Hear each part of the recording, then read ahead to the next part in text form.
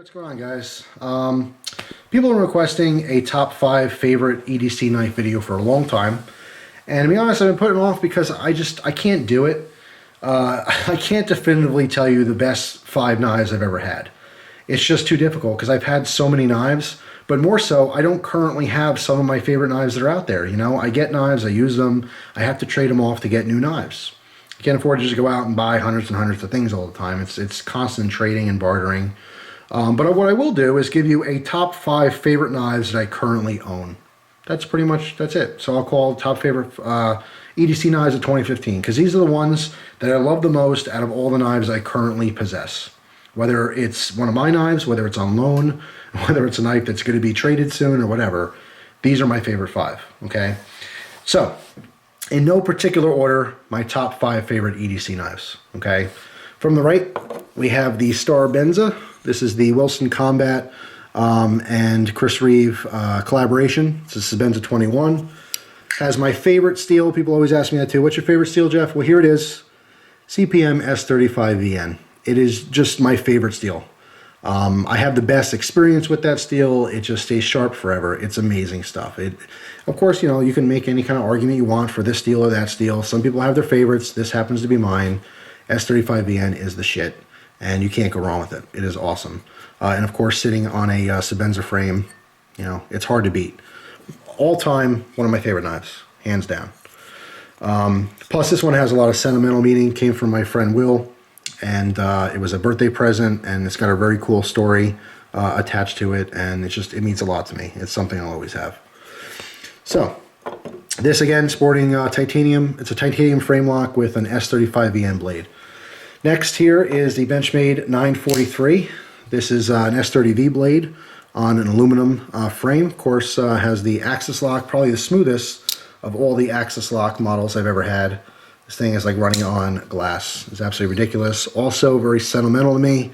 This is the one I got from Marshall from Going Gear down at Blade Show.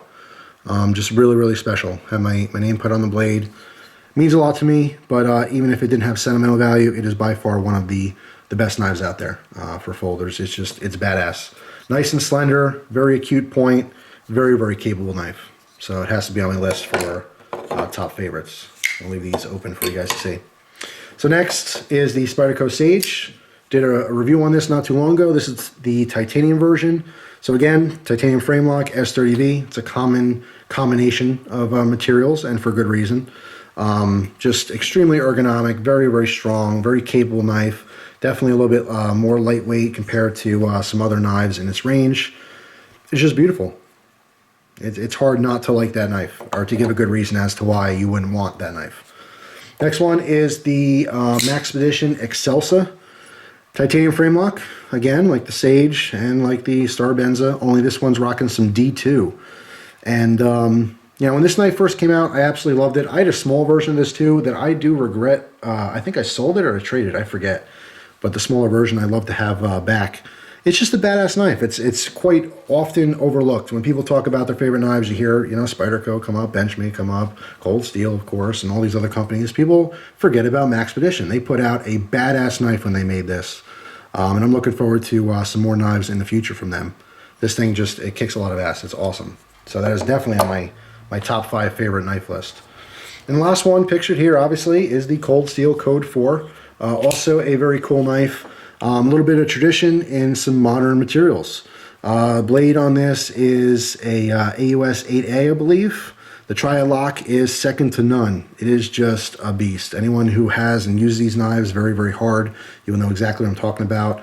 I love the Code 4. It's just so slender, rocking some aluminum. All right, you see a theme here. Aluminum, aluminum, tie, tie, tie. All right, S30V, S30V. Frame lock, frame lock, frame lock. So I do have, you know, some favorites that are similar in a way, but obviously all these knives have their own flavor. They all have a different blade style. I like them all for different reasons. But it can't stop there. I can't just do 5. An honorable mention has to be the Gonzo G717 in 440C with that sculpted G10. I have to throw in a budget folder because even though this one's more affordable, These aren't really budget knives. They're great knives, but not everyone can just go out and pick one of these up. However, everyone can go out and pick one of these up. I have a full review on this. I highly recommend it. I did see that someone had a story, apparently, and this is very actually interesting to me. If you guys have this, let me know if you've ever had a problem. Apparently this stop pin in the back is hollow, and I read a story of someone who sheared theirs off. So their blade didn't stop where it was supposed to. It actually went back to further and never locked up again properly. If that's the case, that sucks. But I've never had a problem with mine, so I'm only speaking from someone else's story. But if you guys have any issues with that, let me know, please. But mine's held up great, and of course, I'm not always gentle with this. I will, flick it out really hard, so I don't baby mine at all, and I've had no issues with that. And the lockup is still absolutely perfect. But as far as having the counterfeit type axis lock there, it's pretty badass. And obviously, I like it a lot because it does have a lot of Benza influences in it, from the overall design of it, to the rounded spine. I mean, I really like this knife, and I think this was like $17 or $20, somewhere in that price range. This one particularly was a gift, but to buy them brand new, 20 bucks or so, you can't beat it. This is a badass knife right here. So yeah, I mean, if you're looking at these and you're like, oh man, yeah, this sucks, Jeff, I can't buy any of those knives, go out and get yourself one of these. You will absolutely love it. And the double honorable mention, today's EDC happens to be the large cryo. All right, 8CR13 MOV on this. This thing's been badass. It's working very well for me lately.